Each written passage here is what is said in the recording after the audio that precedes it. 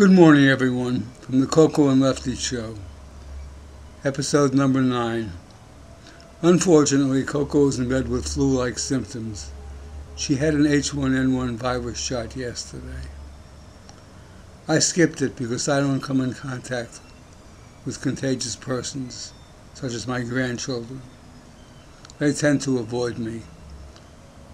They think that old age is contagious. Well, I'm sitting in the office of my psychiatrist, Dr. Gaga. Dr. Gaga, I'm going to tell you about a dream I had last week. First, I'll show you a picture.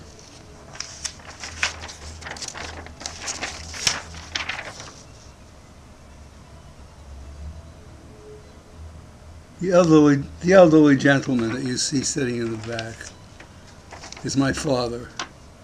This is a picture of him on his 90th birthday at his party. You'll see that he is sitting zazen with an unthinking expression on his face. There were 20 persons at the party with food and drink. He partook of none and showed no expression when presented with his birthday cake. He maintained his stance of no smile, no non-smile. He was sitting in what I call his Buddha chair. He had sat in that chair for nearly 2 years, always smiling, never moving. I absolutely believe that with his sitting zazen, or deep concentration, with non-thinking, he had detached himself from ego and possessions, needs and desires, and had reached Satori, and was still a living representation of the Buddha. In Buddhist cosmology, depending on your karma, you go 49 days before you are reincarnated to a form deserving of your karma in this and prior lives.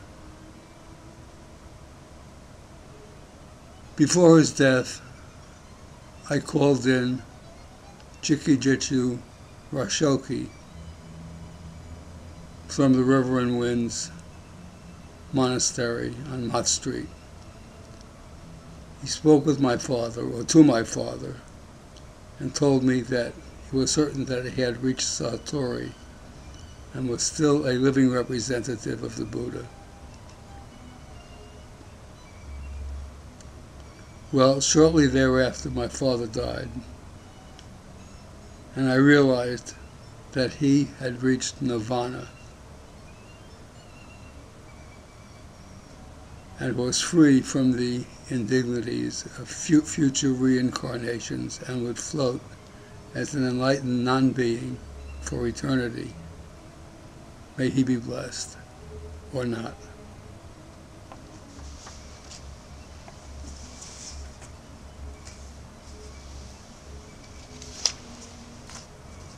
My mother, on the other hand, presented differently in my dream. She appeared as my daughter's dog, Cheyenne. I'll show you a picture of Cheyenne. Notice her green eyes. That's how I recognized her immediately as the reincarnation of my mother. Whenever I would visit, she would jump on me, bare her teeth, bark, and try her best to bite me. Fortunately, I was now larger than she, and could yell, threaten, and kick her. In my mother's pre-incarnation state, I feared yelling at her and kicking her. I feared the consequences, but who knows? What would her reaction be? Maybe she needed her comeuppance, and I just didn't have the cojones. I told my dream to my beautiful blonde psychiatrist, and she applauded it as a marvelous and necessary breakthrough and suggested that I double my medication. As I was about to relieve, she reminded me that I still had a few minutes, So I told her a story related to me by Joey Edelstein of Florida. This is the story that Joey told me. It seemed that a beautiful doctor driving through Florida on vacation desperately wanted a pair of alligator shoes.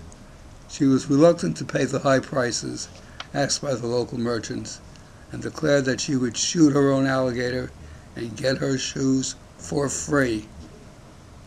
Well, later in the day, a shopkeeper saw her in a swamp with a shotgun, dragging a 9-foot alligator to the shore and turning it on its back. Nearby lay 7 other alligators.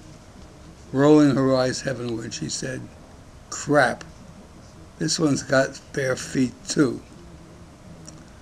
Well, my blonde psychiatrist said the story was inappropriate, both to my personal situation and to her as a blonde therapist.